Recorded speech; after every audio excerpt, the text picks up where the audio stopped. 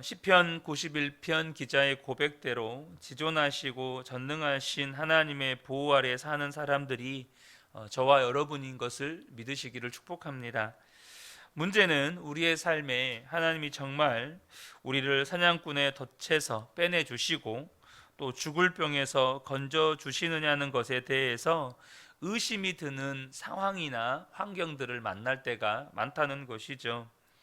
우리의 마음속에 그런 상황과 환경들을 보면 의심이 일어납니다. 또 하나님의 약속이 헛것이라는 생각이 들 때도 있고 정말 우리의 믿음이 흔들릴 때가 있죠. 그때 저와 여러분이 하나님의 진실하심, 하나님의 신실하심을 붙잡으셔야 합니다. 하나님은 한 손에는 권능으로 또 한 손에는 사랑으로 우리를 보호하시죠. 십자가가 그 증거입니다. 하나님이 우리를 보호하시고 또 우리가 전능하신 하나님의 그늘 아래 머물고 있다는 것은 우리의 삶에 아무런 어려움이 없다는 것을, 혹은 아무런 어려움이 없게 된다는 것을 의미하지 않는다는 것이죠. 내가 어떤 어려움과 위기에 처해 있어도 저와 여러분이 기억하셔야 될 것은 하나님이 우리를 보호하시고 우리가 전능하신 하나님의 그늘 아래 있다는 말의 의미는 하나님은 여전히 나와 함께 하신다는 것입니다. 우리가 이렇게 하나님이 함께 하심 혹은 하나님의 보호하심, 하나님의 전능하신 그늘 아래 거한다는 것이 의심이 드는 이유는 우리가 생각하는 형통과 성경이 말씀하시는 형통이 다르기 때문이죠. 성경은 하나님이 정하신 목적지를 향하여 한 걸음 한 걸음 나아가는 것이 형통이라고 말씀합니다. 그러므로 저와 여러분이 우리의 인생을 잘 분별하셔야 합니다. 내가 지금 형통한가? 하나님이 나를 보호하고 계시는가? 내가 전능하신 하나님의 그늘 아래에 있는가? 이 모든 것의 핵심은 하나님이 나와 함께 하심이라는 것입니다. 내 상황과 환경이 내가 생각하는 어떤 형통의 환경으로 변화되어져 가는 것이 형통이 아니라는 것이죠. 핵심은 주님이 나와 함께 하심이라는 것이죠. 그러므로 저와 여러분에게 있어서 열쇠는 나와 함께 계시는 주님을 포기하지 않고 바라보는 것입니다. 오늘 본문 14절에서 16절에는 하나님을 사랑하는 자에게 주시는 7가지 약속이 기록되어 있습니다. 14절부터 제가 읽겠습니다. 하나님께서 말씀하신다. 그가 나를 간절히 사랑하니 내가 그를 건져주겠다. 그가 나의 이름을 알고 있으니 내가 그를 높여주겠다. 그가 나를 부를 때에 내가 응답하고 그가 고난받을 때에 내가 그와 함께 있겠다. 내가 그를 건져주고 그를 영화롭게 하겠다. 내가 그를 만족할 만큼 오래 살도록 하고 내 구원을 그에게 보여주겠다. 지금 7가지 하나님의 약속을 기록하고 계십니다. 14절에 보면 내가 그를 건져주겠다. 또 내가 그를 높여주겠다. 15절에는 그가 나를 부를 때에 내가 응답하고 고난받을 때에 내가 함께 있겠다. 또 영화롭게 하겠다. 16절에는 오래 살도록 하고 내 구원을 그에게 보여주겠다. 저와 여러분이 이 약속의 말씀을 날마다 선포하시면서 사셔야 합니다. 물론 어떤 때는 이 약속의 말씀이 믿어지지 않고 우리의 삶이 휘청거릴 때가 있죠. 우리가 나를 건져주시고 높여주시고 응답하시고 고난받을 때 함께 계시고 영화롭게 하시고 만족할 만큼 오래 살도록 하시고 구원을 보여주시는 그 주님을 그때마다 바라보셔야 합니다. 여러분, 침 엘리엇 선교사님의 일대기를 쓴 전능자의 그늘이라는 책이 있습니다. 여러분, 침 엘리엇 선교사님은 시카고에 있는 기독교 명문 대학인 휘튼 대학교를 수석으로 졸업하셨습니다.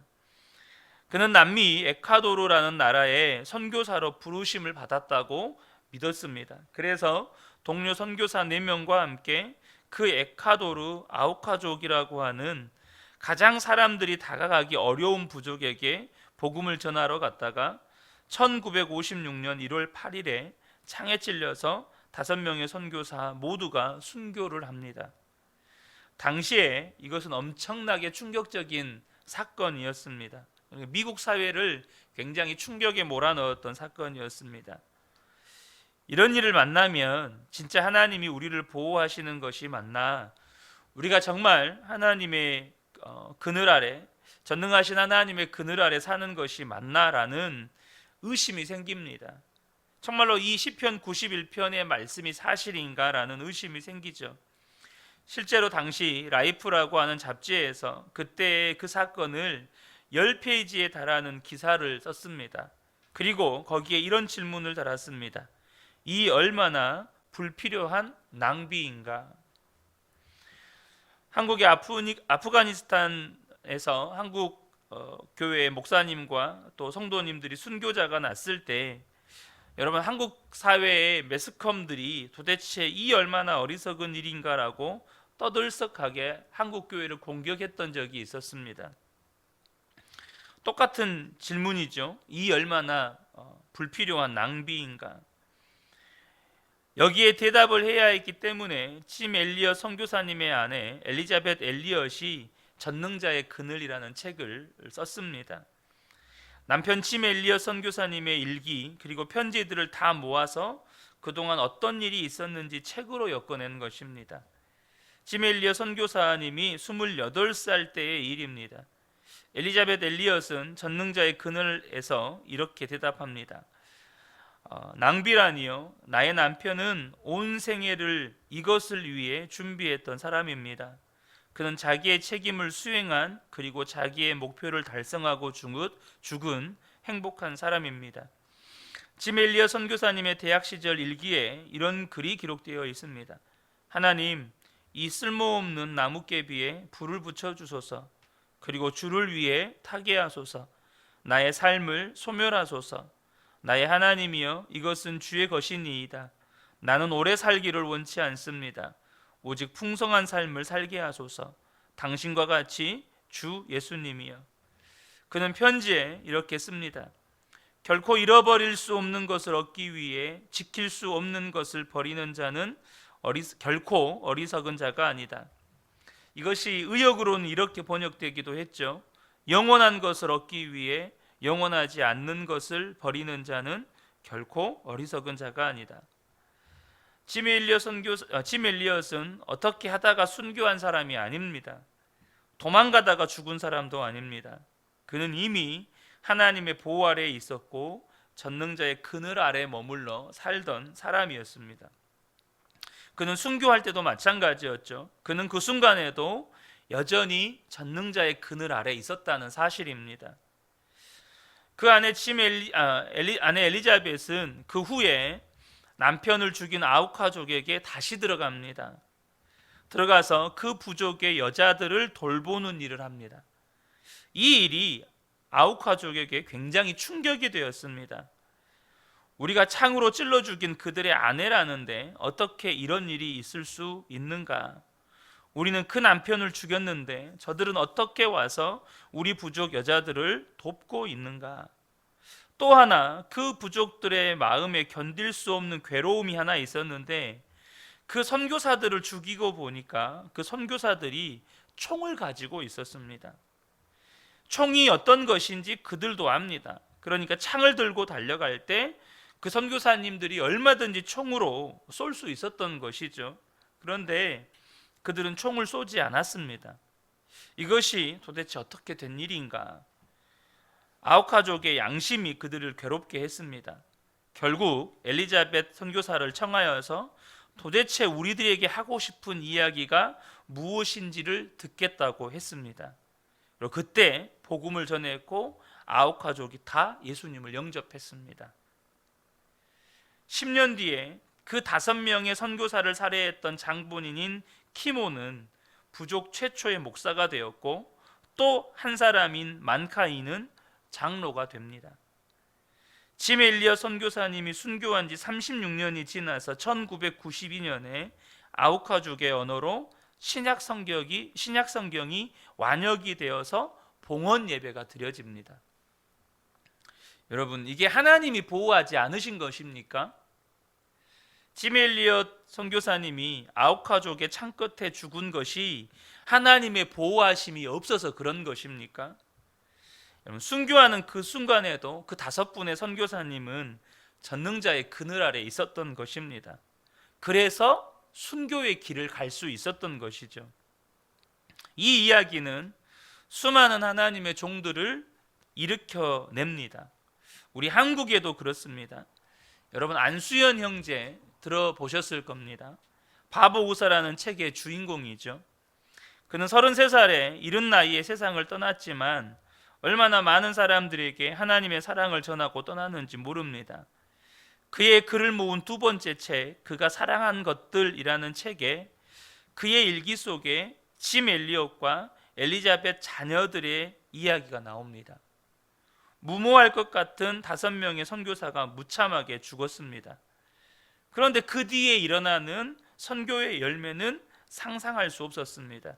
그래서 이 안수연 형제의 일기 속에서도 나도 그와 같이 살고 싶다라는 기록이 있습니다. 그리고 실제 안수연 형제가 그렇게 살았죠. 호주에 이홍규라는 교민 성도님이 있습니다. 그분은 사랑하는 딸을 잃었습니다. 너무 이쁘고 공부도 잘했는데 급성 간염으로 죽었습니다. 너무 고통스러워서 기도도 못하고 하나님의 사랑을 믿을 수가 없었습니다. 그런데 어느 날 스티브 네이트라고 하는 사람의 간증을 듣게 됩니다.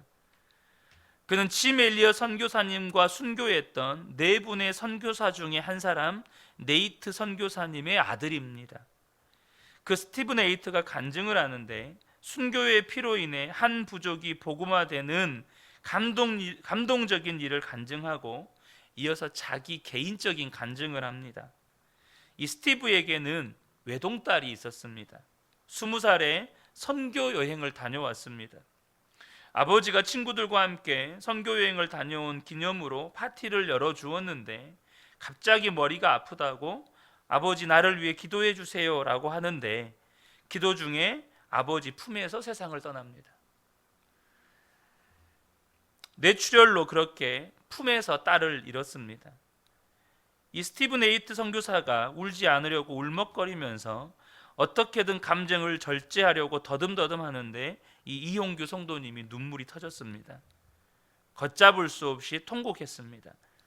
그때 그 속에서 응어리가 녹아지기 시작했습니다.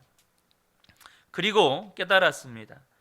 아픔을 겪은 사람만이 똑같은 아픔을 겪은 사람을 위로할 수 있다는 것을, 그리고 하나님도 왜 응답 안 해주시는가, 왜 대답이 없으신가 그랬는데 하나님도 당신의 독생자 예수 그리스도를 십자가에서 죽게 하실 때 똑같은 아픔을 겪으시고 때로는 우리가 울 때 말없이 다가와만 주시니 아무런 말도 못하실 때가 있다는 사실을 그분이 인정하게 된 것입니다. 그리고 하나님과의 관계가 회복이 됩니다. 그리고 그가 사랑하는 딸 이세별의 믿음을 기억하면서 그가 책을 쓰는데 내 이름은 아직도 이세별이라는 책을 써서 수많은 사람들에게 감동을 주었습니다. 이분의 책 속에도 짐 엘리엇과 네이트 선교사님의 이야기가 기록이 되어 있습니다. 우리가 때때로 이해할 수 없는 고난, 설명할 수 없는 재앙을 겪게 되지만 저와 여러분이 분명히 아셔야 합니다. 하나님의 보호하심이 없어서 그런 것이 아니라는 사실입니다. 우리가 전능자의 그늘 아래에 있지 않기 때문에 우리에게 그런 재앙과 고난이 닥치는 것이 아니라는 것입니다. 여러분, 지나고 보면 저와 여러분이 여전히 하나님의 보호하심 아래에 있었다는 것을 고백하게 됩니다. 제 삶에도 하나님의 보호하심이 믿어지지 않았던 순간들이 있었습니다. 아, 하나님이 나를 외면하시는구나. 하나님이 나를 향해서 이제는 고개를 돌리셨구나. 이런 마음, 이런 생각이 들을 때가 있었습니다. 정말 많이 휘청거렸었고, 여러분 그때마다 저와 여러분이 꼭 기억하셔야 합니다. 우리의 삶에 하나님이 지금 나를 보호하시지 않는 것 같다. 하나님의 전능하신 하나님의 그늘 아래 내가 지금 있지 않는 것 같다라는 생각이 들 때 저와 여러분이 기억하셔야 하는 말씀이 있어요. 요한복음 15장 4절의 말씀입니다. 이건 명령입니다. 내 안에 거하라. 나도 너희 안에 거하리라. 주님의 명령이 무엇입니까? 내 안에 거하라는 것입니다. 이게 무슨 말이죠? 주님을 바라보라는 것입니다. 지금 저와 여러분이 어떠한 상태에 있는지 주님을 분명하게 믿음의 눈을 뜨고 직시하라는 것입니다. 여러분, 저와 여러분의 삶은 문제에 둘러싸여 있는 게 아니고 예수 그리스도 안에 있는 것입니다. 이것이 저와 여러분의 삶의 분명한 실체라는 것이죠. 주님 안에 거하는 것, 그것이 답이라는 것이죠. 주님 안에 거하면서 항상 함께 하시는 주님을 바라보는 눈을 뜨셔야 한다는 것입니다. 그러면 비로소 내가 전능하신 하나님의 그늘 아래 머물러 있다는 사실을 확신하게 되는 것이죠. 우리가 이것을 잃어버리지 않으려면 끊임없이 저와 여러분이 주님을 바라보시는 훈련을 하셔야 한다는 것이죠. 이스라엘의 40년 광야 훈련의 핵심은 주님을 바라보는 훈련입니다. 40년 동안 정말로 너무나도 단순하게 먹고 자고 용변을 보는 것을 제외한 그 모든 것의 40년의 삶의 전부는 주님을 바라보는 것이 전부였습니다. 주님을 바라보는 훈련이 그들의 삶의 전부였어요. 그들이 농사를 지었나요? 아니요. 그들이 옷을 만들었습니까? 아니요. 그들이 신발을 만들었습니까? 전혀 아닙니다. 하나님이 그 모든 것 공급하시면서 오로지 한 가지만 하게 하셨습니다. 주님을 바라보는 것이었습니다. 여러분이 저와 여러분이 얼마나 지금 주님을 바라보고 계십니까? 여러분, 예수 동행일기 쓰셔야 합니다. 그리고 매일 내가 주님과 함께하고 있는지 삶을 점검하셔야 합니다. 항상 함께 계시는 주님을 바라보는 것이 내가 하나님의 보호하심과 전능하신 하나님의 그늘 아래 머무는 것이기 때문이죠. 이 새벽에 함께 예배하는 우리 모든 성도님들, 삶을 바라보면, 저와 여러분의 상황과 환경과 문제를 바라보면 우리의 믿음이 흔들릴 수밖에 없습니다. 우리가 휘청거릴 수밖에 없습니다. 그러나 변치 않는, 우리의 눈에 보이지 아니하지만 변치 않는 분명한 진리, 그것은 주님이 나와 함께 하신다는 것입니다. 이것에 대한 분명한 믿음의 눈이 떠지면 여러분, 우리는 분명하게 알게 됩니다. 하나님이 나와 함께 계시고 하나님의 보호하심 아래 있고 전능하신 하나님의 그늘 아래 저와 여러분이 살고 있다는 것을, 이 새벽에 함께 예배한 우리 모든 성도님들의 삶에 이 은혜가 삶에 실제적으로 경험되어 주시고, 그러므로 말미암아서 어떤 삶의 위기와 문제들도 능히 이겨나가시는 저와 여러분들 되시기를 예수님의 이름으로 축복합니다. 아멘.